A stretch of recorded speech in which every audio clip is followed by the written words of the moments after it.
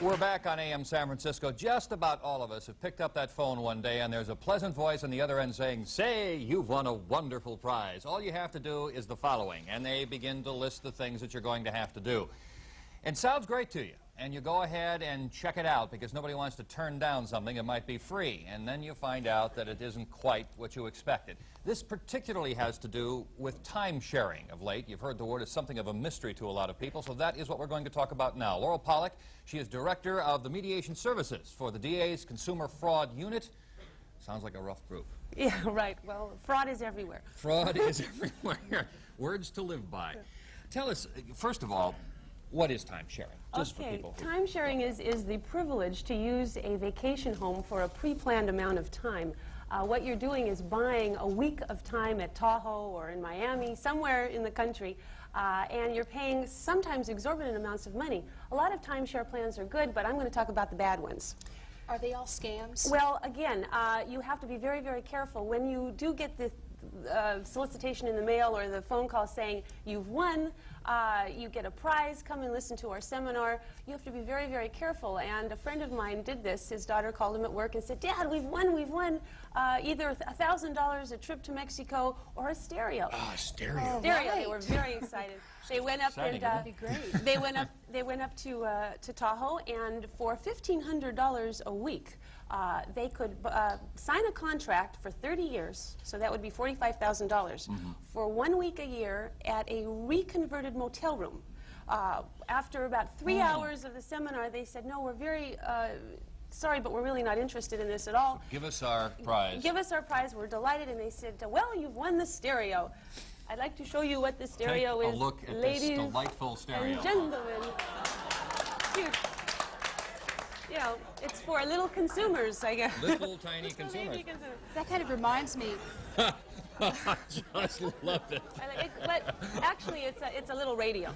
So It is a little radio. But it is not the stereo pictured in the photograph. No. That kind of reminds me of a story about this little boy who saved up all of his cereal box tops for binoculars, and he sent it away, and all he got was a little keychain. Yeah, right, right. This happens all the time, and that's why we warn people, please, before you think you're getting something for free, make sure you know what you're doing. Don't sign a contract, especially because there's a lot of high-pressure tactics that a lot of these salespeople use in order to get you to sign. All right, one of the obvious keys, and I bet it's going through everybody's head, is if you get into one of these things and you find out, you suddenly, most of us have this guilt that we live with. I mean, those are words to live by, guilt. My mother taught me this. Are you obligated to these companies? Well, you are if you sign the contract, and that's where I have some points that I'd like to just remind everybody about.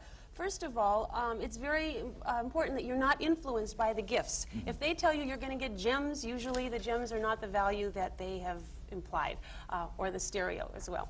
I'd like to see the gems that this outfit has. Consider the practicality of what you're supposedly investing in. Do you really want to go the second week of June every year for the rest of your life to that timeshare unit?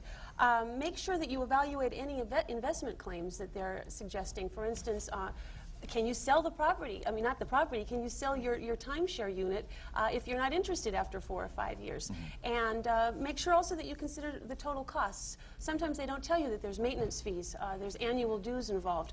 You know, $1,500 a week to have a reconverted motel room with a slight view of the lake is a lot of money. And a lot of times people think, "Oh, I'll sell this later," and who wants to buy that? You're not, you know, you might have a hard time selling it. Don't act under pressure. In this case, my friend Bob and his wife sat there with one person in a room, and it was a real strong sales pitch. He said it sounded like the person had been a used car dealer before doing this line of work. Which is probably exactly what. Yeah.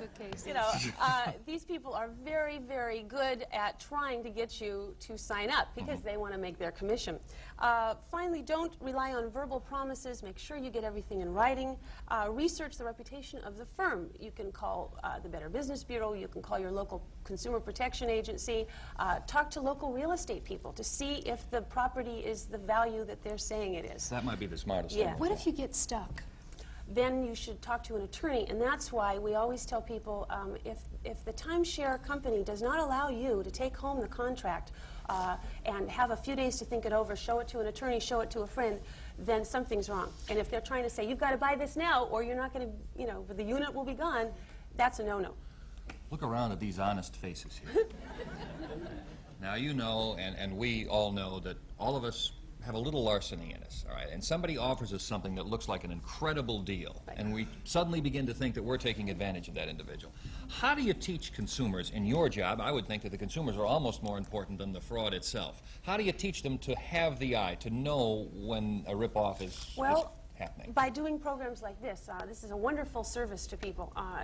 Again, you have to educate yourself. You do have a lot of consumer rights, but if you're not going to attempt to find out what those are by calling the postal inspectors when you get something in the mail, to just check out the company, or checking around with consumer protection agencies before you spend the money, not after. It's up to you to take that responsibility. We can only do so much hand-holding, and oftentimes we file a lawsuit, but you've lost your money and the people have split, and it's too late really to help. So again, consumers have to just educate themselves about their rights, and we're glad to help them. We have free brochures and programs like this that hopefully will pave the way for a little bit more expertise for all of us. Christmas is coming up. Yes. Everybody wants to get their gifts in their catalogs. How far in advance should we do this? Now. Now. Start ordering now. What happens if it comes after Christmas? What happens if it comes January 1st? Are we obligated to pay for it? Well, if the ad says that the product will arrive within 6 weeks, then whatever the ad states, the time limit on the ad, you have to go by. However, if there is no time limit, you have the right to your product within 30 days. And an interesting thing to remember, if you're ordering by phone and you give your credit card number over the phone, you're not protected by the mail order law. Oh, So if you mail the check, you are protected. I didn't know that. Yeah, it's good to know. Fool that I've been. Same here. A lot of time. And again, if you don't get the product within 30 days, you have the right to get your money back by law. It's a federal law. Also be very careful about who you give that credit card number to, because they can use it, and there's been a serious problem with credit cards recently. Laura Pallock, again from the Consumer Fraud Unit, and very helpful. Did you all remember exactly what you said? Now you have all 8 things committed to memory. Just Fight forget fraud. the pressure. All right. Thanks so much for You're coming welcome. in. Thank District you. Attorney's Office. We will be back on AM San Francisco with Time Now.